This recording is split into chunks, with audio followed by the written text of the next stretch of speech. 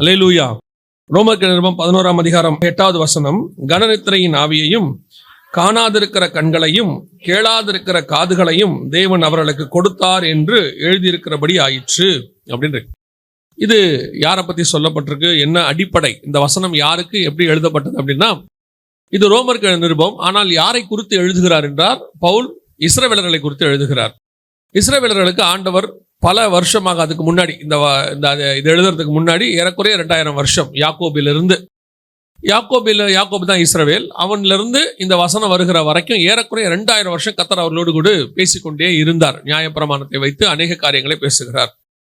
அப்படி அவர்கள் அந்த வசனத்தை கேட்டும் அவர்கள் அதுக்கு எப்படி ரியாக்ட் பண்ணாங்க அப்படின்னு சொல்லி பார்த்தா, அவர்கள் அதற்கு காணாதிருக்கிற கண்கள் அப்படின்னு இருக்கு. அந்த வசனத்தை பார்த்தீங்கன்னா, காணாதிருக்கிற கண்களையும் கேளாதிருக்கிற காதுகளையும் அவர்களுக்கு கொடுத்தார். இதன் அடிப்படையில் தான் நாம் இப்பொழுது பார்க்க போகிறோம்.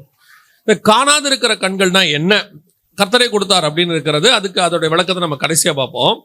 காணாதிருக்கிற கண்கள் அப்படின்னா என்ன அர்த்தம் அப்படின்னு கேட்டீங்கன்னா, நாம பொதுவாக ஒரு வசனத்தை வாசிப்போம் இல்லையா, குருடர்கள் பார்வை அடைகிறார்கள், செவிடர்கள் கேட்கிறார்கள், முடவர்கள் நடக்கிறார்கள், தரித்திரருக்கு சுவிசேஷம் பிரசங்கிக்கப்படுகிறது, மரித்தோர் உயிர்ப்பிக்கப்படுகிறார்கள், இப்படி வாசிக்கிறோம்ல. அப்போ 2 வகையான இந்த காணாதிருக்கிற கண்கள் இருக்கு. ஒன்று இயற்கையிலே பிறவியிலேயே மாம்சத்தின்படி பார்க்காதிருக்கிற கண்கள், அதை நம்ம சொல்லுவோம் பார்வையற்றோர் அப்படின்னு நம்ம சொல்றோம் இல்லையா. இது ஒரு வகையான பார்வையற்றுதல் மாம்சத்தின்படி. இந்த பார்வையற்றுதல் என்பது ஒரு சாதாரணமான விஷயம்தான். ஆனா உலக பிரகாரமா மெடிக்கலி பெருசுதான். ஆனா ஸ்பிரிச்சுவலி பாத்தீங்கன்னா கர்த்தருக்கு சுகமாக்குவது ரொம்ப எளிதான ஒரு காரியம். ஆண்டவர் நினைச்சாருன்னா ஒரு நிமிஷத்துல என்ன பண்ணிடுவாரு, அவங்களுக்கு சுகமாக்கி கொடுத்துருவாரு. அது நிறைய நம்ம வேதத்துல வாசிக்கிறோம். இப்பவும் அந்த அற்புத அடையாளங்கள் எல்லாம் நடக்கிறதுன்னு வச்சுக்கோங்களேன். அதை தாண்டி ஸ்பிரிச்சுவலி தான் நாம் இதை பார்க்க வேண்டும். ஏன்னா இங்க அவர் எழுதும்போது பவுல் அதை குறித்து தான் எழுதுகிறார், ஆவிக்குரிய விதத்தில் எழுதுகிறார், காணாதிருக்கிற கண்கள் அப்படின்னு சொல்லி. அப்ப இந்த வசனத்தை வாசிக்கும் பொழுது ஒரு சில காரியங்களை கர்த்தர் உணர்த்தினார், இதுல இருக்கக்கூடிய காரியங்களை உணர்த்தினார். இந்த காணாதிருக்கிற கண்கள்னா என்ன, பார்வையற்றோரா அல்லது அவங்களுக்கு தெரியாதா, பார்க்க முடியாதா அப்படின்னு சொன்னா, முதலாவதாக சில காரியங்களை நாம் பார்க்க போகிறோம். அதுல இருந்து ஒவ்வொன்றா பார்த்துக்கிட்டே வரலாம். அந்த காணாதிருக்கிற கண்கள் அப்படின்னு சொல்லி ஆதியாகமத்தின் புஸ்தகம் 3ஆம் அதிகாரம் 7வது வசனத்தை வாசிங்க. அப்பொழுது அவர்கள் இருவருடைய கண்களும் திறக்கப்பட்டது. அப்ப இதுவரைக்கும் அவங்க கண்கள் மூடி இருந்துச்சா? அதுக்கு முந்தின வசனம் வாசிங்க பார்ப்போம். அப்பொழுது ஸ்திரீயானவள் அந்த விருட்சம் புசிப்புக்கு நல்லதும் பார்வைக்கு இன்பமும் புத்தியை தெளிவிக்கிறதற்கு இச்சிக்கப்படத்தக்க விருட்சமுமாய் இருக்கிறது என்று கண்டு அதன் கனியை பறித்து புசித்து தன் புருஷனுக்கும் கொடுத்தாள். ஆனா அடுத்த வசனம் சொல்லுது, அப்பொழுது அவருடைய கண்கள், இருவருடைய கண்களும் திறக்கப்பட்டது. அப்படி கண்கள் திறக்கப்பட்டதுன்னா என்ன? அப்ப அது வரைக்கும் அவங்க கண்கள் மூடி இருந்துச்சா அப்படின்னு கேட்டா இல்ல. நமக்கு எப்பவுமே இதுல இந்த வசனத்தை வச்சு நீங்க ஒரு விஷயத்தை நல்லா புரிஞ்சுக்கணும். 2 விதமான கண்கள் இருக்கிறது நமக்கு. ஒன்று ஆவிக்குரிய கண்கள் இருக்கிறது, இன்னொன்று மாம்ச கண்கள் இருக்கிறது. இந்த ஆவிக்குரிய கண்ணுக்கும் மாம்ச கண்ணுக்கும் என்ன வித்தியாசம் அப்படின்னு கேட்டீங்கன்னா, இப்ப அதுக்கு முன்னாடி மாம்ச கண்ணு மூடி இருந்துச்சு, ஆதாமுடைய ஆவிக்குரிய கண்ணு திறந்துருந்துச்சு. அப்படியானா அப்படியும் இல்லை, அந்த அர்த்தம் இல்லை. உங்களுடைய ஆத்மாவுக்குள்ள உங்களுக்குள்ள ஆண்டவர் ஆவியானவர் உங்களுக்குள்ள ஒரு தாட் வச்சிருக்கிறான்னு வச்சுக்கோங்களேன். அந்த தாட்டுக்கு ஒத்த உங்க பார்வையும் இருக்கணும். வெளியே பார்க்கிற பார்வையும் உங்களுக்குள்ள இருக்கிற ஆவியானவருடைய பார்வையும் ஒரே பார்வையா இருந்தாதான் அது கரெக்டான பார்வை. நான் சொல்றது உங்களுக்கு புரியுதா? உங்க ஆவிக்குரிய பார்வையும் உங்க மாம்ச பார்வையும் வெவ்வேறாக இருந்துச்சுன்னா ஏதாவது ஒண்ணுதான் பார்க்கும், இன்னொன்னு குருடாயிடும். நான் சொல்றது உங்களுக்கு புரியுதா? ஒண்ணு ஆவிக்குரிய பார்வை, இல்லைன்னா மாம்ச பார்வை. 2 ஒண்ணா இருக்காது ஒரு இடத்துல, 2 ஒண்ணா இருக்கவும் முடியாது. 2 ஒன்றா இருக்க ஆரம்பிச்சிச்சுன்னா என்ன ஆகும்னு கேட்டீங்கன்னா, எப்படி பழைய துருத்தியும் புது ரசமும் கலக்குதோ, எப்படி கோடி துணியோட இன்னொரு துணியை, பழைய துணியோட புது துணியை சேர்க்க கூடாதோ, எப்படி பழைய பிரமாணத்தோட புதிய பிரமாணத்தை சேர்க்க கூடாதோ, அந்த மாதிரி மாம்சத்தோட ஆவியை சேர்த்ததுக்கு இது என்னவாயிடும், ஈக்குவலாக மாறிடும்.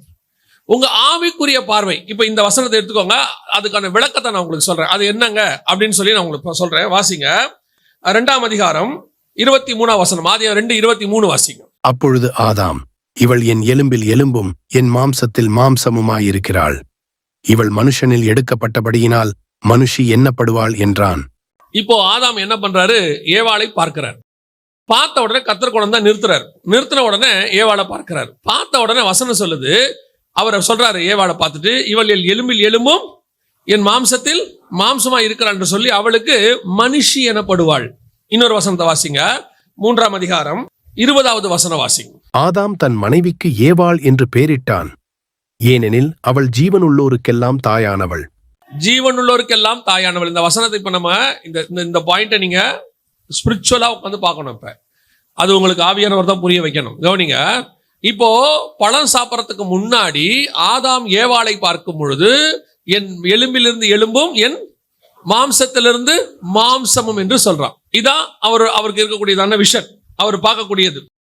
ஆனால் அதே மனுஷியை பழம் சாப்பிட்ட பிறகு பார்க்கும் பொழுது அவன் சொல்லக்கூடியது இவள் ஜீவனுள்ளவருக்கெல்லாம் தாயானவள். இப்ப நல்லா கவனிச்சிங்கன்னா அவளுக்கு ஏவாள் என்று பெயரிட்டான். இப்ப நல்லா கவனிச்சிங்கன்னா ஆதாம் சொன்னது ப்ராஃபசி, பழம் சாப்பிட்ட பிறகு. நல்லா கவனிங்க, பழம் சாப்பிட்ட பிறகு ஆதாம் சொன்னது தீர்க்க தரிசனம். என்ன சொல்றாரு அந்த வசனம்? திருப்பி வாசிங்க, 3:20 வாசிங்க. ஆதாம் தன் மனைவிக்கு ஏவாள் என்று பெயரிட்டான், ஏனெனில் அவள் ஜீவனுள்ளோருக்கெல்லாம் தாயானவள். இன்னும் அவ தாயே ஆகல, இன்னும் என்ன செய்யல, குழந்தை பிறக்கல, எதுவுமே செய்யல. பூமியில பிறக்க போற எல்லா குழந்தைகளுக்கும் இவன் என்னவா இருக்க போறா? இது ஒரு ப்ராஃபசி, இது ஒரு தீர்க்க தரிசனம். இந்த தீர்க்க தரிசனம் எப்போ ஆதாமுக்கு வருது? பழம் சாப்பிட்ட பிறகு வருது. நல்லா கவனிச்சுக்கொள்ளுங்க. அப்போ பழம் சாப்பிட்ட பிறகு மாம்சத்திலிருந்து தீர்க்க தரிசனம் உரைக்க முடியுமா முடியாதா? இந்த வசனத்தின்படி அவர் என்ன சொல்றாரு? இவள் ஜீவனோருக்கெல்லாம் தாயானவள். எல்லா பிறக்க போற எல்லா குழந்தைக்கும் இந்த அம்மா தான் என்ன பிறக்க போகுது? இப்ப இன்னும் ஒரு குழந்தை கூட பிறக்கல. குழந்தை பிறக்கிறதுனா என்ன, அந்த சந்ததி எப்படி இருக்கும், எதுவும் இவருக்கு தெரியாது. குழந்தை ஒன்று பிறந்திருந்தாதான் அதுக்கப்புறம் நம்ம குழந்தைங்கிற ஞானமே வரும் இல்லையா? இப்போ ஆடு குட்டி போறதுக்கு ஞான குட்டி எல்லாம் இருக்கு. ஆனா ஒரு பெண் குழந்தை பெற்றெடுக்கிறது எப்படிங்கிறது ஆதாமுக்கு தெரியவே தெரியாது. ஏவாளுக்கும் தெரியாது. எப்படி பிறக்க போது, என்ன செய்ய போது. அதனாலதான் ஏவாள் ஒரு அழகான வார்த்தை சொல்லுவாங்க பாருங்க. 4ஆம் அதிகாரம் 1ஆம் வசனம் வாசிங்க. ஆதியாகமம்.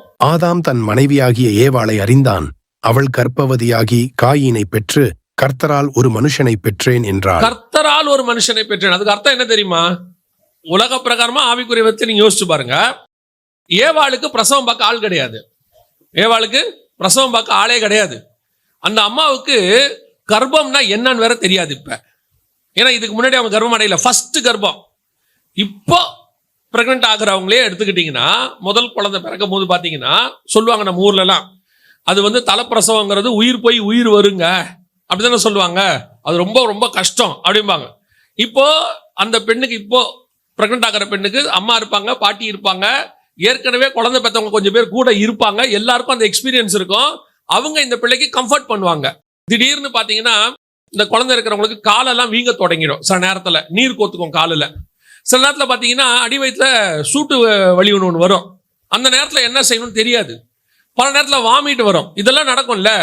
இதெல்லாம் இந்த மாதிரி கர்ப்பமானா நடக்கும் ஒரு சிம்டம் அப்படின்னு சொல்லி கொடுக்கறதுக்கு கூட யார் இருக்கா? ஆள் இருக்கு. ஏவாளுக்கு யாரு இருந்தா? ஏவாளுக்கு தெரியவே தெரியாது. திடீர்னு வயிறு வீங்கிக்கிட்டே போகுது. குழந்தை பிறக்கணும்னா வயிறு வீங்கணும் அந்த அம்மாக்கு எப்படி தெரியும் இல்லையா? இப்ப இந்த அம்மா நினைக்கலாம்ல, என்ன நினைக்கலாம்? நான் தான் முதல்ல பழம் சாப்பிட்டேன், நான் சாப்பிட்டு தான் கொடுத்தேன், இந்த ஆள் என்னதான் சொன்னாரு, ஸ்திரீயானவள் என்னை வஞ்சித்தாள், நீர் கொடுத்த ஸ்திரீயானவள் தான் புசி கொடுத்தாள்னு சொல்லிட்டாரு. ஒருவேளை முதல்ல எனக்கு சாவு வருதோ? ஏன்னா சாவுனா என்னன்னு அவங்களுக்கு தெரியாது. மரணத்தை இது வரைக்கும் அவங்க என்ன செஞ்சது இல்ல, பார்த்ததே கிடையாது. அப்போ ஒருவேளை ஏவாள் நினைக்கலாம்ல, ஒருவேளை இதான் மரணமோ, இப்படித்தான் நம்ம சாக போறோமோ? வயிறு வீங்கிக்கிட்டே போகுது. நீங்க யோசிச்சு பாருங்க. கொஞ்சம் கண்ணை வீங்கினா நமக்கு பயம் வந்துடுது, கொஞ்சம் கை வீங்கினா பயம் வந்துடுது. என்னன்னே தெரியலடா, உடம்பு வீங்கிக்கிட்டே போகுதுங்கிறோம். அப்ப அந்த அம்மாவுக்கு வயிறு மட்டும் பெருசாகிட்டே போகுது. அந்த அம்மா என்ன நினைக்கும்? ஆதாமுக்கும் இது என்னன்னு தெரியாது. ஆதாம் டாக்டர் கிடையாது. ஆதாம் தோட்டக்காரரு. அவர் ஒரு கார்டனர், தோட்டத்தை பாதுகாக்கிற ஒரு விவசாயி. அவ்வளவுதான். அவருக்கு என்ன கிடையாது? இந்த மெடிக்கல் ஞானம் கிடையாது. இப்ப எப்படி ஏவாளுக்கு இந்த பிரசவத்தை முடிஞ்சு அதையும் தாண்டி ரெண்டாவது பிள்ளை பிறக்க போது அந்த பிள்ளையை யார் வெளியே எடுக்கிறது? புரியுதா? ஏவாளுடைய வயிற்றுல பிள்ளையை வெளியே எடுக்கணும்ல யாராவது ஒருத்தர். சுகப்பிரசவம் இருந்தாலும் எடுக்கணும்ல வெளியே. தொப்புள் கொடி யாரும் அறுத்திருப்பா? இவ்வளவும் பண்ணது கர்த்தர். இவ்வளவும் பண்ணது கர்த்தர். அதனாலதான் அந்த அம்மா சொல்லுது, கர்த்தரால் ஒரு குமாரனை நான் பெற்றேன். நம்ம சொல்றோம்ல, ஒரு தாய் தன் பிள்ளையை தேற்றுவது போல, தாய் என்ன சொல்றது, ஒரு தாய் ஆறுதல் சொல்வது போல சொல்றோம்ல, ஒரு தாய் தேற்றுவது போல உன் தேவன் தேற்றுவார்னு. இத முழுசா உணர்ந்த ஒரு ஆள் உலகத்துல யாருன்னா ஏவாள் மட்டும்தான். ஏன்னா ஒரு தாய் கூட இருந்து பிரசவம் பார்க்கிற மாதிரி ஏவாளுக்கு பிரசவம் பார்த்தது ஆண்டவர் தான், வேற யாராலையும் முடியாது, தெரியாது, ஆதாமுக்கு தெரியாது. அப்படி இருக்கும் பொழுது இந்த இந்த இந்த பிள்ளை பிறந்து இவ எல்லாருக்கும் தாயாக போறா அப்படிங்கிறது யாருக்குமே தெரியாது. ஆனா ஆதாம் ஒரு ப்ராஃபசி சொல்றாரு, ஜீவன் உள்ளவருக்கு எல்லாம் என்ன இருக்க போறா? தாயாக போறா. பழம் சாப்பிட்ட பிறகு, கண் திறக்கப்பட்ட பிறகு இது நடக்குது. ஆனால் இந்த கண் திறத்தல் இதுதான் நம்ம எல்லாமே பெருசா பேசிட்டு இருக்கிறோம். இன்னைக்கு தீர்க்க தரிசனம் சொல்லுவதை நம்ம பெருசா சொல்றோம். பிள்ளையா வந்து சொல்றாரு, கண் திறக்கப்பட்டவன் சொல்லுகிறதாவது அப்படின்னு சொல்லி. அப்ப எந்த கண்ணை பத்தி பேசுறாரு? பிள்ளையாம் வரும்பொழுது பாலாக்க பாக்குறாரு, ஒவ்வொரு இஸ்ரவேலுடைய ஒவ்வொரு கூடாரத்தையா பாக்குறாரு, பாளையத்தை ஒவ்வொரு பகுதியா பாக்குறாரு, எல்லாத்தையும் பார்த்த பிறகு சொல்றாரு கண் திறக்கப்பட்டவன் சொல்லுகிறதாவது. அப்போ இந்த கண் திறத்தல் என்பது நீங்கள் இப்போ பார்க்கிறது அல்ல, இப்போ பார்த்து சொல்ற தீர்க்க தரிசனம் அல்ல, இன்னொரு கண் உங்களுக்குள் திறக்கப்பட வேண்டி இருக்கிறது. புரியுதா? இப்போ நான் திருப்பி சொல்றேன், தீர்க்க தரிசனத்தை நான் குறை சொல்லுகிறது இல்லை, அது ஒரு வரம் ஆண்டவர் கொடுத்திருக்கிறார். அது வந்து தேவை, பக்தி விருத்திக்கு ஏதுவாய் தேவை. சபையின் பக்தி விருத்திக்கு ஏதுவாக ஆண்டவர் என்ன பண்ணியிருக்கிறாரு? தீர்க்க தரிசனம். ஆனா இந்த தீர்க்க தரிசனம் தான் உச்சமா நம்ம நினைக்கிறோம். ஒரு ப்ராஃபசி சொல்லியாச்சு, எதிர்காலத்தை பத்தி ஒருத்தர் சொல்லிட்டாரு, அது தனிப்பட்ட முறையிலையோ தேசத்தை பத்தியோ ஆவிக்குரிய வாழ்க்கையோ எதை பத்தியோ சொல்லிட்டாரு அப்படின்னு உடனே நாம அந்த தீர்க்க தரிசனத்துடைய உச்சத்துக்கு போயிடுறோம். இது நல்லது இல்லைன்னு சொல்லல, இதை தாண்டி உங்கள் கண் திறக்கப்பட வேண்டி இருக்கிறது. அந்த கண் தான் என்ன தெரியுமா? பழம் சாப்பிட்றதுக்கு முன்னாடி ஆதாமுக்கு ஒரு கண்ணு திறந்துச்சு இல்ல, பழம் சாப்பிட்றதுக்கு முன்னாடி ஒரு கண்ணு இருந்துச்சு இல்ல, அந்த கண்ணு திறக்கணும். அந்த கண்ணு திறந்தாதான் உங்களுக்கு என்ன தெரியும் தெரியுமா? இப்போ ஏவாள் வந்து பிள்ளை பெற்று தாயாவாள் அப்படிங்கிறது ப்ராஃபசி, தீர்க்க தரிசனம். ஆனா அந்த கண்ணு திறந்தாதான் இவள் என் எலும்பில் எலும்பும் என் மாம்சத்தில் மாம்சம், கிரியேஷன், காட்ஸ் பிளான் தெரியும் உங்களுக்கு. ப்ராஃபசி தீர்க்க தரிசனம் வேறு, தேவ திட்டம் வேறு. கர்த்தர் தம்முடைய திட்டத்தை தீர்க்கதரிசி வழியாய் வெளிப்படுத்துவார், அது வேற. ஆனா நீ பார்க்கும் போது உன்னை பத்தின திட்டம் தெரியணும். நீ யாரு, உனக்குடைய காரியம் என்ன, அது தெரியணும். இந்த ஆவிக்குரிய கண்ணு திறக்கிறத பத்தி தான் இங்க ஆண்டவர் பேசுறாரு. இஸ்ரவேல் ஜனங்கள் கிட்ட வேதம் இருந்துச்சாம், ஆசாரிப்பு முறைமை இருந்துச்சாம், அவங்க கிட்ட எல்லாமே இருந்தது. தேவ ஆராதனைகள், வாக்கு தத்தங்கள், நம்முடைய மூத்த சகோதரர்கள் இஸ்ரவேலுக்கு உரியதே எல்லாம் இருந்துச்சு. ஆனா அவங்ககிட்ட என்ன இல்ல, இதோடைய திட்டம் என்ன, இதுக்கு பின்னாடி இருக்கிற காட்ஸ் பிளான் என்ன, ஏன் இப்படி நடக்குது அப்படிங்கறது அவனுக்கு தெரியாதான். ஆண்டவர் சொல்றாரு, வேத வாக்கியங்களை ஆராய்ந்து பாருங்கள், அவைகள் என்னை குறித்து சாட்சி கொடுக்கிறது. இப்போ மோசே வழியா எழுதி கொடுத்துட்டார், 5 ஆகமத்தை எல்லாம் எழுதி கொடுத்தாச்சு. இப்ப இஸ்ரவேல் ஜனங்களுக்கு அது எப்படி இருக்குன்னு கேட்டீங்கன்னா, வெறும் வேதமா தான் இருக்குது. நல்ல வேதத்தை வாசிக்கிறான், அந்த வேதத்துக்கு நடக்கணுன்ற வைராக்கியம் இருக்கு, அதுக்காக உயிரை கொடுக்குற அளவுக்கு அவன் ரெடியா இருக்கிறான். இன்னும் சொல்ல போனா தேவாலயத்துக்காக, ஆசாரிப்பு கூடத்துக்காக வைராக்கியம் பாராட்டுறான், எல்லாம் இருக்கு. ட்ரெடிஷனல் ஜூஸ், அதே மாதிரிதான் இன்னைக்கு ட்ரெடிஷனல் கிறிஸ்டியன்ஸ். ஆனால் இதை தாண்டி அந்த வேத வாக்கியத்துக்குள்ள ஒண்ணு இருந்துச்சு, இயேசுவை பத்தினதான வெளிப்பாடு, அது அவனுக்கு இல்லை. அது இல்லாததுனால என்ன ஆச்சு? இப்போ தீர்க்க தரிசனம்லாம் தெரியுது அவனுக்கு, எல்லாம் தெரியுது. எங்க மேசியா வருவாரு, மேசியாக காத்திருக்கிறோம், எல்லாம் தெரியுது. இந்த மேசியா யாருடா உங்களுக்கு? இந்த இயேசு கிறிஸ்து யாரு அவர் உங்களுக்கு தெரியலையே. பஸ்கா ஆட்டுக்குட்டிக்கு பின்னாடி இருக்கிற இயேசு தெரியலையே. உன் பண்டிகைக்கு பின்னாடி இருக்கிற தேவ திட்டம் தெரியலையே. இந்த ஆசாரிப்பு கூடாரத்தினுடைய திரைச்சிலைனா என்ன, இந்த 7 கிளை உள்ள பொன் குத்து விளக்கனா என்ன, இதை பத்தின எதுவுமே உனக்கு தெரியலையே. உனக்கு என்ன தெரியுது? நான் கரெக்டா ஃபாலோ பண்ணணும்னு தெரியுது, நான் கரெக்டா சுத்தமா இருக்கணும்னு தெரியுது, பழுதற்ற ஆட்டுக்குட்டியை கொடுக்கணும்னு தெரியுது, சிவப்பு கிடாரியை கொடுக்கணும்னு தெரியுது, பிரதான ஆசாரியன் இப்படித்தான் இருக்கணும்னு தெரியுது, அவன் ஆரோன் வம்சத்துல இருக்கணும், அவன் வந்துட்டு லேவி கோத்திரமா இருக்கணும், எல்லாம் ஓகே தான்ப்பா. ஆனால் தெரிஞ்சு கொள்ள வேண்டிய மெய்யான கண்ணு உனக்கு ஓப்பன் ஆகல. இதெல்லாம் இருக்கு, ஆனா பெர்ஃபெக்ட்டா சர்ச்சுக்கு வரணும், ஃபாலோ பண்றவங்க இருக்கிறாங்க, கரெக்டா தசமாம் காணிக்க கொடுக்குறவங்க இருக்கிறாங்க, இன்னும் சொல்ல போனா கரெக்டா எல்லாம் செய்யறவங்களா இருக்காங்க, நல்ல பேர் வாங்கிடுவாங்க. அந்த பிரதர் பர்ஃபெக்ட், அந்த சிஸ்டர் பர்ஃபெக்ட். நீ வெளியே வாங்குற இந்த சாட்சி நல்லது இல்லைன்னு சொல்லல, இது அல்ல, இதையும் தாண்டி இன்னும் ஒன்று இருக்கிறது. நீ தெரிந்து கொள்ள வேண்டிய, திறக்கப்பட வேண்டிய கண்ணு ஒன்று நமக்கு இருக்குது. அந்த கண்ணு திறக்காம உங்களுக்கு ஒண்ணுமே கிடைக்காது. நான் சொல்றது புரியுதா? அந்த கண்ணு திறக்காம உனக்கு தெரியாது உன் டெஸ்டினேஷன் எப்படி இருக்குன்னு யோசிச்சு பாருங்க. உங்களுக்கு நான் ஒரு உதாரணத்துக்கு சொல்றேன். இப்ப இங்கிருந்து புறப்படுறீங்க, இங்கிருந்து புறப்படும் பொழுது மதுரை போகணும்னு தெரியுது, மதுரைக்கு ரூட் தெரியுது, எல்லாம் தெரியுது. ஒருத்தன் கேட்கிறான், ஏன் மதுரைக்கு போற? நான் மதுரைக்கு போனோம். எப்படி போவேன்? அவன் சொல்லிடுவான், நான் இங்க இருந்து அப்படியே விழுப்புரம் போய் திருச்சி போய் நான் மதுரை போயிருவேன். ஓகே, எவ்வளவு நேரத்துல போவேன்? அது ஒரு 7-8 மணி நேரம் ஆயிடுங்க. ஓ சமங்க. போற வழியில அங்க விழுப்புரத்துல ஒரு ஸ்டாப் போட்டு போங்க, உளுந்தூர்பேட்டில் ஒரு ஸ்டாப், எல்லாம் தெரியுது, சூப்பர் பக்கா. ஏன் மதுரைக்கு போற? தெரியலையே. ஏண்டா மதுரை தெரியுது, வழி தெரியுது, வழியில் இருக்கிற எல்லாம் தெரியுது, ஏன் போற? இப்போ முக்கியம் வழி தெரியறதா ஏன் போறேங்கிறதா? Why I am? நான் ஏன் போகிறேன்? அது தெரியாம நீ போனீனா எவ்வளவு டயத்துக்கு போனாலும் சரி, ஆக்சிடென்ட் இல்லாம போனாலும் சரி, அல்லது பர்ஃபெக்டா போனாலும் சரி, ரூல்ஸ் அண்ட் ரெகுலேஷன்ஸ் ஃபாலோ பண்ணாலும் சரி, யோசிச்சு பாருங்க. இப்படித்தான் நம்ம அத்தனை பேரும் ஆவிக்குரிய வாழ்க்கை வாழ்ந்து கொண்டிருக்கிறோம். நமக்கு ஒரு நீதி, நமக்கு ஒரு சுயநீதி, நமக்கிட்ட இருக்கக்கூடிய பெர்ஃபெக்ஷன். நான் நல்ல போராட்டத்தை போராடினேன், ஓட்டத்தை முடித்தேன். ஏன் தெரியாதே அப்படின்னு பவுல் சொல்லி இருந்தார்னா அந்த ஓட்டம் நிறைவா இருக்காது. நல்ல போராட்டத்தை போராடினேன், ஓட்டத்தை முடித்தேன், அப்புறம் விசுவாசத்தை காத்துக்கொண்டேன். இது முதல் கொண்டு எனக்கு அந்த ஜீவகிரீடம், அந்த டெஸ்டினேஷன் என்னன்னு உனக்கு தெரியணும். அதுதான் ஆதாமுக்கு கண்ணு திறக்கிறதுக்கு முன்னாடி கண்ணு திறக்கிறதுக்கு பின்னாடி உள்ள வித்தியாசம்.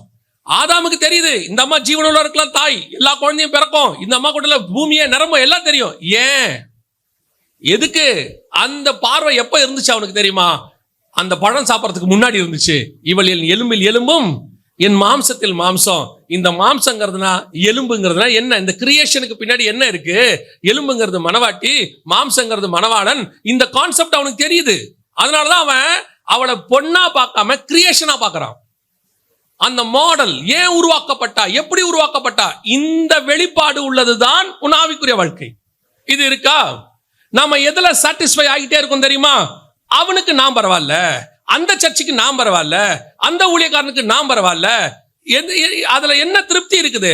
அவன் 60 எடுத்தா, நான் 70 எடுத்துட்டேன். ஏன் எடுத்த? இந்த என்ன பண்ண போறங்கிற கொஸ்டின் ஒண்ணு இருக்குல்ல.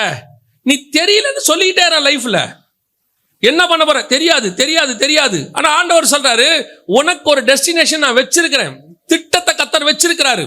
திட்டம் இல்லாமல் நீ இந்த பூமிக்குள்ள கொண்டு வரப்படவே இல்லை. இங்க இருக்கிற ஒவ்வொருத்தரும் ஒரு திட்டத்தோடு தான் கொண்டு வரப்பட்டீர்கள். Each and everybody. நீங்க ஆசாரிப்பு கூடாரத்துக்கு போங்க. ஆசாரிப்பு கூடாரத்துல கர்த்தர் சும்மா இருக்கட்டும்னு ஒண்ணு வைக்கவே இல்லை.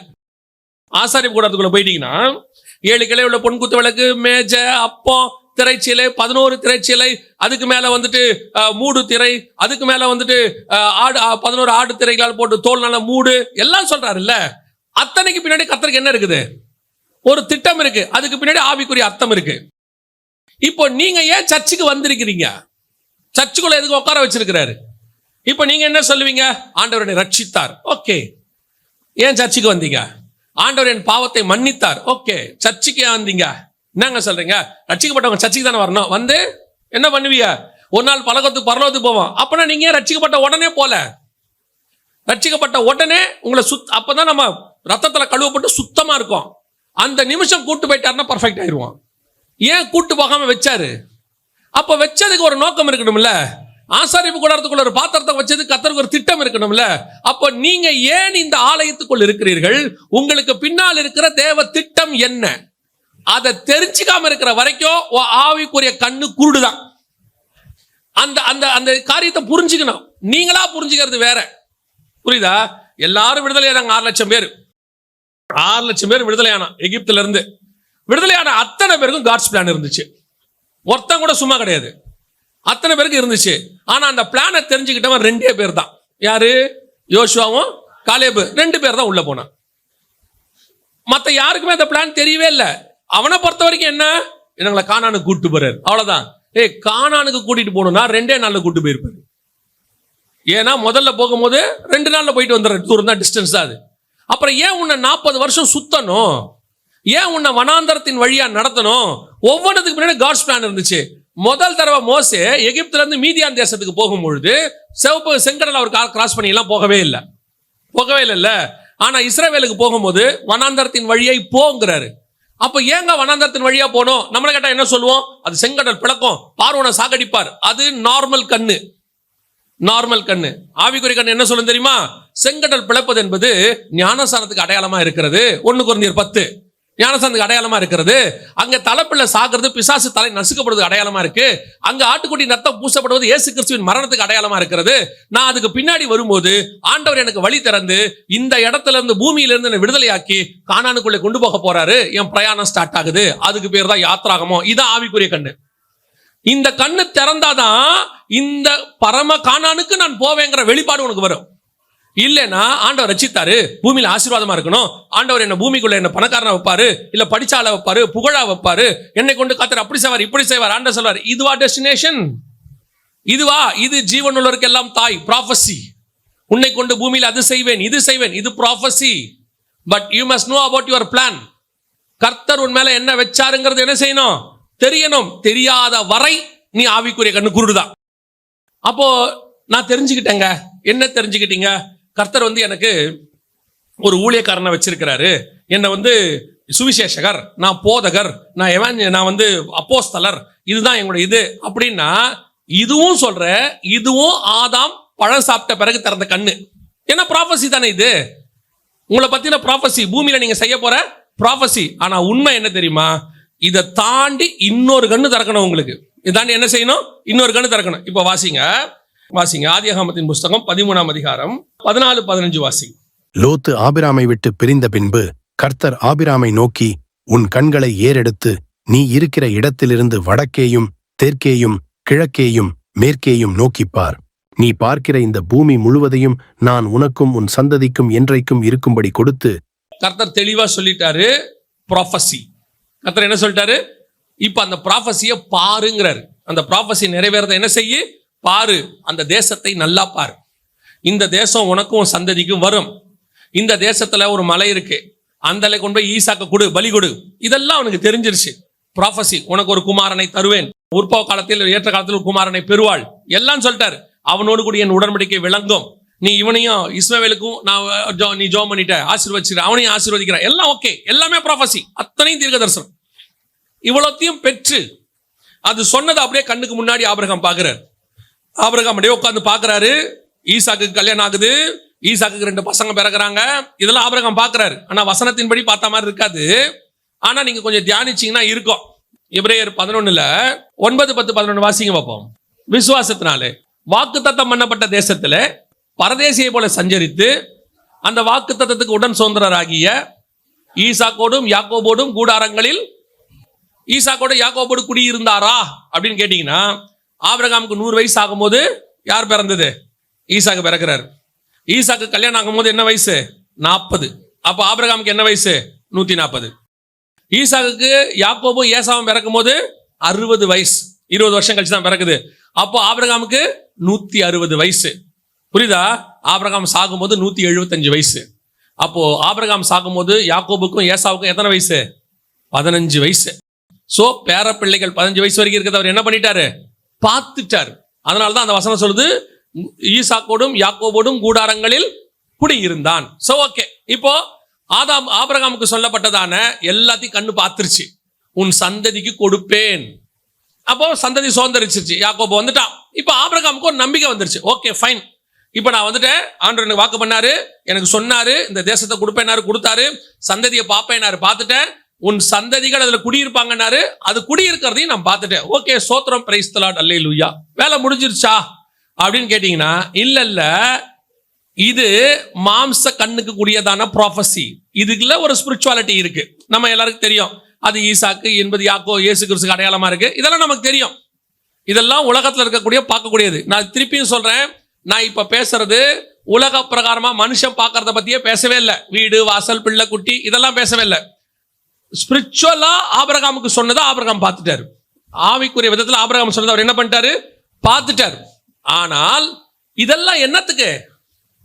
என்னை கூப்பிட்டு வந்தீங்க, என்னை கூட்டிட்டு வந்து அந்த தேசத்துல உட்கார வச்சீங்க, எனக்கு ஒரு பையனை கொடுத்தீங்க, பேர பிள்ளையை கொடுத்தீங்க, பார்த்துட்டேன், சந்தோஷமா. இப்போ ஆபிரகாமின் ஆசீர்வாதம், கலாத்தியருக்கு எழுதுறாரு இல்லையா, ஆபிரகாமின் ஆசீர்வாதம் இயேசு கிறிஸ்துவின் வழியாய் புறஜாதியாருக்கு வரும்படிக்கு அப்படின்னா, அப்ப என்ன அர்த்தம்?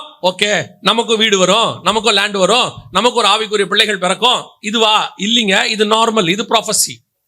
அதை தாண்டி ஒன்னு இருக்கு. வாசிங்க, அதே எபிரேயருக்கு நிருபம் 11ஆம் அதிகாரம் 13வது வசனத்தை வாசி. இவர்கள் எல்லாரும் வாக்குத்தத்தம் பண்ணப்பட்டவைகளை அடையாமல் தூரத்திலே அவைகளைக் கண்டு நம்பி அணைத்துக் கொண்டு பூமியின் மேல் தங்களை அந்நியரும் பரதேசிகளும் என்று அறிக்கையிட்டு விசுவாசத்தோடே மரித்தார்கள். ஆபிரகாமுக்கு கர்த்தர் சொன்ன மாதிரி தேசத்தை கொடுத்தாரா இல்லையா? அவர் ஆண்டவர் சொன்ன மாதிரி பிள்ளை பிறந்துச்சா இல்லையா? அவர் சொன்ன மாதிரி வம்சங்களை பார்த்தாரா இல்லையா? அப்புறம் ஏன் அந்த வசனம் வாக்குத்தத்தம் பண்ணப்பட்டதை அடையாமல் இருக்கு? அந்த வசனம் அப்படித்தானே இருக்கு. அப்பனா அவர் வாக்கு பண்ணது இது இல்லையாமா, இது ப்ராஃபசி, இது தீர்க்க தரிசனம், இது பூமியில உங்களை கொண்டு செய்ய நினைச்ச ஒரு காரியம், அது நடந்துருச்சு. ஆனா உங்களுக்கு வாக்கு தத்தம் பண்ணப்பட்டத பூமியை விட்டு வெளியே ஒண்ணு இருக்கு, அதை பார்க்கணும். அதை பார்க்கறதுக்கு பேர் தான் உன் ஆவிக்குரிய கண்ணு திறக்கிறது. ஆவிக்குரிய கண்ணு திறக்கிறதுனா எதுனா, இப்ப அந்த வசனம் திருப்பி சொல்லுமா, வசனம் என்ன சொல்லுது?